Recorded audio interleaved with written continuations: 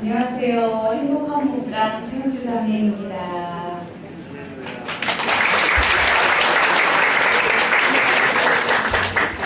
다른 사람들 앞에서 간증을 한다는 것이 나의 부끄러움이 드러날 수 있는 일이고 자존심 상할 수 있으나 나의 부족함과 낮아짐 가운데 살아계신 하나님이 하신 일이 너무도 확실하고 분명하여 나의 부끄러움이 드러나는 것은 전혀 상관이 없고 하나님이 영광이 드러나길 기쁨으로 이 시간에 섰습니다. 수십 년간 교회 생활을 하면서 들은 지식과 받은 제사 훈련들로 머리에 지식은 있으나 실제적인 믿음이 없었습니다. 행함이 없는 죽은 믿음이었죠. 믿음이 저는 있는 줄 알고 있었습니다. 예수를 안 믿으면 지옥 가기 때문에 이것도 남편에게 복음에 대해 성경에 대해 가끔 얘기하고 저는 주일이면 아이들을 데리고 이른 아침부터 늦은 밤 10시나 되어서야 집에 들어오고 교회 출석하며 혼자만의 신앙 만족을 누리며 살았습니다. 그것은 주를 위함도 아니요 가정을 위함도 아니요 오직 나의 만족과 내 고집, 내 오만함이었습니다. 제가 교회 생활을 열심히 할 수 있도록 열심히 할수록 남편과의 거리는 멀어졌고 남편은 굉장히 자유분방하게 혼자 하고 싶은 거 다 하고 누리는 삶을 살다가 어느 날 제게 수천만 원의 마이너스 통장을 선물로 주더군요. 매수가 잤습니다. 어느 날 이런 생활은 하나님이 기뻐하시지 않을 것 같다는 생각이 들었고 그 무렵 곽희영 자매님의 인도로 간섭교회를 3년 정도 전부터 나오면서 등록을 하지 않고 일부 예배만 드리며 이 교회가 정말 복음의 확실한 교회인지 그리고 남편과 아이들과 함께 우리의 영혼을 맡겨도 될 곳인지 지켜보기 위하여 등록을 하지 않고 1년 동안 예배만 드리고 사람들과의 교제하는 것을 피해서 예배가 끝나면 바로 집으로 돌아왔습니다. 그러던 어느 날부터 이슬비처럼 내려주시는 하나님의 은혜가 남편의 영혼을 깨우시면서 말씀의 은혜 받았다면서 집으로 돌아오는 길에서는 설교 말씀을 통해 받은 은혜를 긍정적으로 얘기하며 서로 교제를 하였습니다. 그런 시간들 1년쯤 지났을 때 이제 가정 예배를 드려야겠다는 감동이 와서 남편에게 얘기를 했더니 흔쾌히 그러자고 그래서 저희가 작년 10월 중순쯤부터 가정예배를 통해 가정예배를 드렸는데 그 예배를 통해 하나님은 정말 놀라운 일을 하셨습니다. 밤 11시가 되었든 12시가 되었든 매일 예배를 드리는데 예배를 의식적이 아니라 예배를 너무 드리고 싶어 하는 거예요. 그 말씀을 통해서 하나님을 만나는 그 기쁨이 얼마나 좋은지 그래서 하나님은 그래서 남편은 집에 일찍 들어왔고 정말 기쁨과 주실 은혜를 사모하며 예배를 드렸습니다.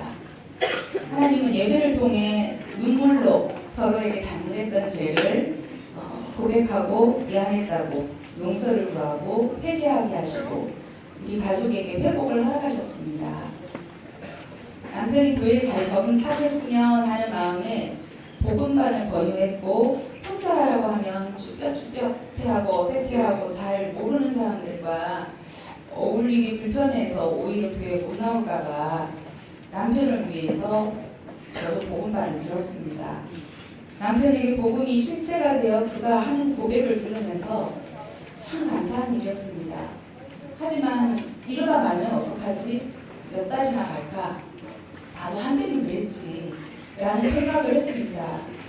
남편은 출퇴근길에서 기도하며 예수님께서 자기를 구원해 주신 것이 너무 감사하여 지하철에서 울고 걸어다니면서도 울고 눈물로 주님께 구원의 감사의 고백을 하며 생활했습니다. 어느 날 제가 정창훈 목사님 카톡을 보았는데 이런 글귀가 있었습니다. 나를 바꾸지 못하는 복음은 복음이 아니다. 나를 움직이지 못하는 믿음은 믿음이 아니다라고. 저는 그 글귀를 읽으면서 사람이 어떻게 변해? 예수를 만나도 인격이 조금 훌륭해지고 성격이나 태도가 일정 기간은 다듬어질 수 있겠지만 사람이 어떻게 변해라고 생각했고 저 역시 그렇게 무늬만 교인이었습니다. 저는 복음이 남편을 변화시키는 것을 신실하신 하나님께서 하시는 일을 계속 보고 있었습니다. 구원의 감사가 끊기지 않고 말씀을 사모하며 항상 기뻐하고 자유하는 남편을 보면서 저는 그게 너무너무 부러웠습니다. 복음방 교육 중 전도사님은 제가 열심히 살아온 것을 잘못되었다고 말씀하셨고 예수 그리스도를 주인으로 삼은 삶에는 놀라운 일들이 일어난다고 했습니다. 저는 이해할 수가 없었습니다. 열심히 살아온 게 왜 잘못이지? 그리고 월급쟁이가 그냥 사는 것이 놀라운 일이 있을 게 뭐 있나? 싶은 생각에 사실 전도사님 죄송해요. 10분 했습니다. 저는 율법에 매여 사는 사람이었습니다. 반면 율법을 누구보다 지키지 못했고 한계에 도달하고 발버둥 쳐봤는데도 안 된다는 것을 느끼며 나중에는 내가 모르겠다. 아무리 노력하고 발버둥 쳐도 사람이라면 안 돼. 될 수가 없어. 그렇게 나를 포기하고 살았습니다. 내가 살아온 것이 내가 주인이 되어 내가 계획하고 내 가치관으로 가정을 설계하고 아이들을 가르치고 살림을 살았습니다. 내 가정의 주인은 나였고 우리 집의 주인도 나였고 내 허락 없이는 아무것도 못하는 왕노릇을 하고 있는 것을 발견했고 그것이 얼마나 큰 교만인지 잘못된 것인지 복음반이 끝나고 나서 더욱 깨달았습니다. 그래서 매일 아침에 일어나면 저는 주인님 하루에도 수십 번씩 의식적으로 예수님이 나의 주인이심을 고백하며 주인님 입 밖으로 말하며 인정하는 삶을 살아보려고 노력했습니다. 들은 것은 많으나 실제적인 믿음은 없었습니다. 믿음은 내 생각도 내 의지도 아니고 세계 교육으로 심어진 생각도 아니고 오직 하나님께서 주시는 믿음을 갖고 싶었습니다. 간절히 사모하며 믿음 주시길 기도했습니다. 올해는 제가 준비하고 있던 자격증 시험이 있어서 열심히 공부했고 1차 시험에 합격하고 9월에 있을 2차 시험을 대비하기 위해 8월에 회사를 그만두었습니다. 가정예배 때 여보 나 합격하게 해달라고 기도 좀 해줘 라고 했더니 남편이 아니 주님 뜻대로 되게 해달라고 기도할 거야 그러는데 굉장히 쑥스럽습니다. 남편이 뭔가 필요해서 생각만 해도 하나님이 놀랍도록 들어주셨고 그래서 제 생각을 많이 하라고 남편이 귀에 좋게 대고요. 여보 하나님께 로또 좀 되게 해달라고 기도 좀 해봐. 그랬더니 웃기만 하고 그런 기도는 내 안에서 안 나와 그러더군요. 그래서 아니야 성경에 내 입을 넓게 열라 내가 채우리라고 말씀하셨어.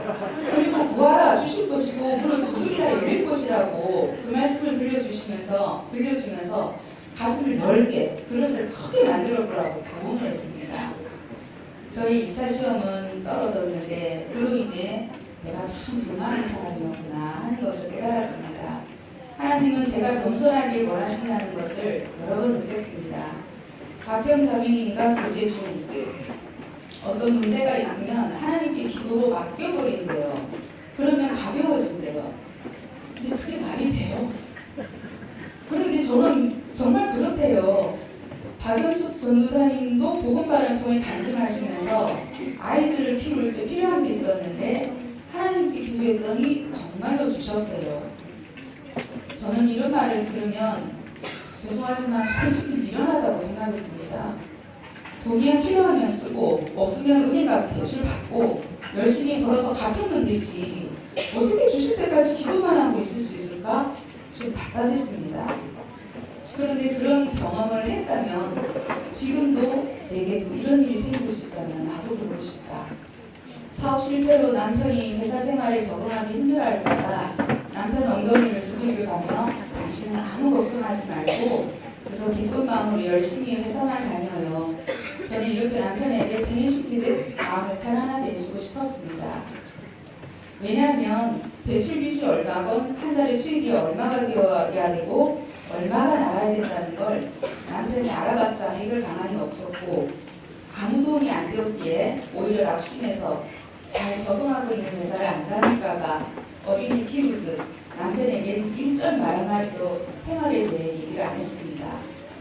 저는 야곱같이 계산적이고 미리 준비해놓지 않으면 움직이지 않는 사람이었습니다. 다시 말해 하나님께서 내 말을 듣고 도와주실 믿음이 없는 사람이었습니다. 하나님께 내 짐을 내려놓고 싶었어요. 주님께 맡기고 싶은데 맡겼다가 나는 또 가져올 것 같아요. 제게 믿음을 주세요. 기도했습니다. 공부하느라 씩씩한 몇 달 동안 수익이 없고 남편의 마이너스 통장 선물로 매달 나가야 하는 이자와 원금이 있는데 남편에게 얘기를 한다고 노력한 방법은 없지만 이 짐을 이제 저 혼자 감당하지 않아야겠다는 생각에 가정예배 시간에 교제를 통해 나누고 이달에 제가 취직하지 않으면 대출을 받아야 하지만 이제는 더 이상 내 계획, 내 생각을 버리고 주님이 우리의 주인 되시기 기도하고 맡겨버리자는 생각이 들었습니다. 주님이 이 집의 주인 되시고 우리의 주인이시고 나의 주인이시니 책임져 주세요. 나는 은행 가서 해결할 일을 포기하고 주님이 주시는 대로 살고 안 주시는 대로 살 마음을 먹고 그날부터 기도했습니다. 그런데 그 다음날 퇴근하고 돌아온 남편이 저를 안방으로 부르더니 봉투를 꺼내는데 어제 우리가 예배하며 기도했던 단 1원도 틀리지 않는 정확한 금액이었습니다. 나는 어리둥절하여 남편을 보고 남편도 저를 보고 하나님 하셨네. 어떻게 이럴 수가 있지? 남편은 나를 몰라. 이런 적이 없었는데 돈이 생겼어. 며칠 후 저는 혹시나 해서 여보 당신 나 모르게 돈 감춰놓은 거 있었어? 물어보니 절대 아니래요. 나한테 이제 속이는 거 하나도 없대요. 근데 남편이 그 말이 정말로 믿어졌어요. 그런데 이런 똑같은 일을 3번, 4번 정도 그것도 우리가 예배할 때 말한 거 그대로 하나님이 채워주셨습니다. 남편은 너무 소름 끼친다 라고 말하더군요. 그 무렵 딸아이 학교에서 수학여행을 간다는데 식구들과 자주 바쁜 데였고 형편도 지금은 우리 넉넉지 않으니 안 보내려고 했고 본인도 별로 가고 싶지 않다고 해서 신청을 안 했습니다. 그 다음날 학교에서 장학생 제도가 있었는지 담임 선생님을 통해 성빈이에게 그 혜택을 누리게 하시고 2학기 2번의 장학금을 받고 수학여행도 보낼 수 있었습니다.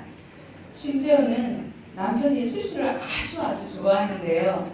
아주 좀 괜찮은 곳에 가면 한 2인분 두 사람이 먹으면 한 15만 원 정도 나오거든요. 그날따라 어찌나 스시를 먹기 쉽다고 하는지 제가 망설이자 하나님이 응답을 주셨어. 그러니까 자꾸 가자. 그러는 거예요. 저는 별로 내키지 않았지만 하도 졸라대니 하나님 난 몰라요. 저 사람 입에서 나오는 말 하나님 들으셨죠? 하나님 책임지세요. 그러고는 옷을 주섬주섬 입고 챙겨 나왔습니다. 그런데 멀지도 않은 바로 그 다음날 어쩐 줄 알아요? 조금도 틀림없이 하나님 채워주셨습니다. 하나님께서 우리 가정을 살펴보신다는 게 너무나도 피부로 와닿았습니다. 이렇게 하나님을 경험하니 지식이 아닌 믿음으로 하나님을 바라보게 되었습니다. 제가 정말 감사한 것은 하나님께서 우리의 기도를 들어주셔서 또는 제가 필요한 것을 채워주셔서 감사한 것보다는 하나님이 우리에게 나에게 관심을 가지고 계시구나. 나를 사랑하시는구나. 우리 입에서 나오는 말에 하나님이 귀를 기울이시는구나. 하나님은 우리 모든 교제, 대화 가운데 듣고 계셨으며 또 이루시는 하나님을 경험케 하셔서 내게 믿음을 주셔서 그래서 하나님을 의식하게 되고 아이들에게 상대방에게 나 자신에게 믿음으로 선포하고 축복의 말을 해야겠다는 생각이 들었습니다.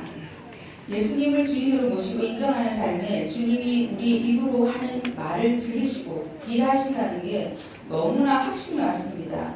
그리고 무엇을 하든 하나님께 집중하고 저는 관심을 쏠렸습니다. 예를 들어 주인이 강아지에게 먹이를 줄 때 강아지가 주인 말을 이렇게 쳐다보고 막 주인이 가는 데만 따라다니잖아요. 그런 것처럼 내 생각과 내 마음이 다른 사람들처럼 똑같이 생활을 하지만 모든 생각에 하나님께 집중이 되었어요. 하나님이 내가 보시면 뭐라고 말씀하실까? 제 삶을 통해서 지금 내가 어떤 말씀을 주시나? 이렇게 하나님께 집중하게 되었습니다. 오늘 주일날 예배 시간 말씀을 통해 하나님을 만나기를 사모하면서 오늘 내게 무슨 메시지를 주시려나 하나님을 기대하며 예배드리는데 설교 말씀의 내용이 그동안 제가 고민하던 신앙 고민거리였고 하나님을 향한 질문이었고 간증이었고 결론이었습니다. 저는 그동안 예수님이 나의 죄를 사하시기 위해 십자가에 달리신 것은 감사하지만 저는 그것을 바라보는 관람객이었지 나도 예수님과 함께 십자가에 달렸다는 것을 생각하지 않았습니다. 그래서 현재 죄는 회개하면 되지만 내일 또 죄질 나를 알 때에 그것이 해결되지 않아 저는 매우 힘들었습니다. 말씀을 듣는데 하나님 앞에 나는 벌거벗은 것 같았고 하나님께서 나의 뇌를 반으로 잘라서 보고 계시는 것 같았고 김경성 목사님이 아닌 살아계신 하나님과 대면하여 예배드리는 것 같았습니다. 흐르는 눈물을 참을 수가 없었고 어깨가 들썩거리며 소리 없는 통곡을 하며 예배드렸습니다. 살아계신 하나님, 나의 아버지, 나의 아빠, 나의 주님. 그날 예배의 기쁨과 감격은 그 은혜를 받으신 분들은 다 이해하실 줄 믿습니다. 그날 예배당을 나오면서 제가 목사님을 꼭 끌어안고 목사님 은혜 받았습니다. 사랑합니다. 감사합니다. 라고 고백했습니다. 당황하셨는지 모르겠지만 저는 너무 감사했고 성도님 한 분 한 분 모두 끌어안아주고 싶었습니다. 내가 그리스도와 함께 십자가에 못 박혔나니 그런즉 이제는 내가 사는 것이 아니요 오직 내 안에 그리스도께서 사시는 것이라. 이제 내가 육체 가운데 사는 것은 나를 사랑하사 나를 위하여 자기 자신을 버리신 하나님의 아들을 믿는 믿음 안에서 사는 것이라. 아멘. 수십 년간 이 말씀을 듣고 지식으로만 알아듣지 이제 믿음이 실제가 되어 내 삶을 다스리고 나의 성질도 없어지고 나는 죽었습니다. 내 안에 예수님이 사십니다. 믿음으로 말씀으로 선포하고 여기고 살았습니다. 직장을 기다리다가 내가 원하는 시점에 안 구해지고 제 마음이 지칠 때쯤엔 어김없이 하나님은 주일 아침 10시 기도 모임을 통해 예배 시간에 설교 말씀을 통해 목장 모임을 통해 여러 사람을 통해서 하나님은 제게 위로해 주시고 격려해 주셨습니다. 나를 사랑하신 하나님, 직장이 바로 안 되어도 이처럼 하나님이 우리를 사랑하시니 감사합니다. 저는 그것으로 만족합니다. 취직이라는 게 회사도 나를 원해하지만 나도 같이 일할 사람이 마음에 들어야 하는데 조건이 안 좋으면 거리가 너무 멀고 거리가 가까우면 조건이 열악해서 차를 미루다 저희 행복한 목장님이 급여가 약한 곳으로 넣어보라는 말에 내경로에 가고 싶은 곳은 아니었지만 저는 진짜로 일할 생각은 없었지만 목자가 하도 그렇게 해보라니까 이력서를 내더니 30분도 안 되어 면접 보자고 연락이 왔습니다. 급여는 낮았지만 사람이 좋은 것 같아 당장 일하기로 했고 전임자가 없는 상태였기 때문에 임기 인수를 못 받은 상태에서 제가 일하는 것을 지켜보시던 투자님이 한 달 후 지역이 통합되어 관리하게 되는데 그때 저를 팀장으로 세우고 싶다고 하셨습니다. 속으로 오 하나님 감사합니다. 주님 뜻이 여기 있었군요. 그래 내가 팀장급이지 이 월급이 여기 있을 근본인 줄 알아? 12월이 되면 우리 목장 식구들에게 하나님이 하신 일을 또 간증해야지. 그랬는데 위탁사 계약일이 다 되어 그만 업체가 변경되면서 일이 틀어져서 수장에 다른 사람이 오면서 그의 신봉을 데려오라고 하네요. 이게 뭐지? 하나님 이게 뭐예요? 왜요? 이해할 수 없었습니다. 떡을 주다가 뺏는 것 같았지만 원망하지는 않았습니다. 하나님 뜻이 있겠지 싶었습니다. 그렇게 계약 만료로 한 달 만에 실직되어 실업급여를 신청했습니다. 다음날 새로운 수장이 전화가 와서 오기로 한 팀장이 안 온다고 저보고 그 자리를 맡아달라고 해서 10분간 전화기를 잡고 사정을 했지만 왠지 제가 가기 싫어서 거절했습니다. 그러나 하나님께서 우리 아빠이시니 우리 아빠 하나님이 책임지시고 선하고 인자하신 분을 이끌어 주실 것을 믿었기에 불안하거나 걱정은 없었습니다. 그 다음 날 직전 회사 본사에서 연락이 와서 저보고 현장팀 회계 점검을 해달라고 하시면서 LH 한국토지주택공사와 인계인수를 해야 하는데 제가 아니면 할 수 있는 사람이 없다고 마무리할 수 있도록 당분간 도와달라고 해서 12월 한 달간 매일 공사로 출근했습니다. 실력이 출중한 분들이 왜 없었겠습니까? 그러나 하나님은 그 자녀에게 좋은 것으로 주시는 선하신 우리 하나님, 우리 아버지, 때로는 주위 사람들의 보는 눈도 가리셔서 저만 보이게 하시고 자녀를 책임지는 신실하신 하나님을 경험케 하십니다.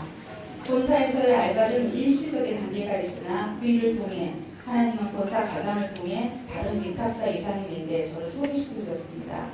그러나 저는 이제 사람들을 의지하거나 기대하지 않게 되었습니다. 다만 하나님이 그분들을 통해 일하실 분, 나의 달려갈 일은 오직 아버지의 뜻대로 되어지길 바랄 뿐입니다. 이제 저는 더 이상 삶의 짐이 무겁거나 걱정되거나 염려하지 않습니다. 하나님이 다 듣고 계시니까요. 가정 예배를 통해 매월 달력에 있는 말씀을 그달 우리 가족에 낭송했습니다. 그 말씀이 믿음으로 와 닿았고 우리의 믿음 이상으로 역사하신 하나님을 경험케 하셔서 더욱 믿음 안에 거하게 하시니 오직 감사할 뿐입니다. 저는 믿습니다. 범사에 감사하라 하신 말씀을 하신 것은 범사에 감사할 거리를 우리에게 이미 주셨다는 것을요. 다만 그것을 우리가 깨닫지 못해서 느끼지 못해서 감사하지 못하는 것이라고 믿습니다. 때로는 우리도 넘어지고 자빠지고 그렇지만 하나님이 나의 주인이시니 그것 또한 그저 감사할 일이구나 싶은 생각이 듭니다. 우리 아버지, 좋으신 아버지 사랑합니다. 더욱 아버지를 알고 싶고 사랑하고 싶습니다. 말씀을 통해 하나님을 알아가고 깨달아가는 것이 얼마나 감사한지요. 그것이 실제가 되어 믿는 대로 이루어주시는 우리 아빠 하나님께 감사드리며 더욱 순종하는 믿음 주시길 바라고 우리를 구원하신 주님이 천국에 갈 때까지 우리의 삶을 통해 복음이 나타나고 예수 그리스도의 편지가 되길 원합니다. 시편에 날은 나에게 말하고 밤은 밤에게 지식을 전하니 언어도 없고 말씀도 없으며 들리는 소리도 없으나 그 말씀이 세상 끝까지 통하던다고 하셨습니다.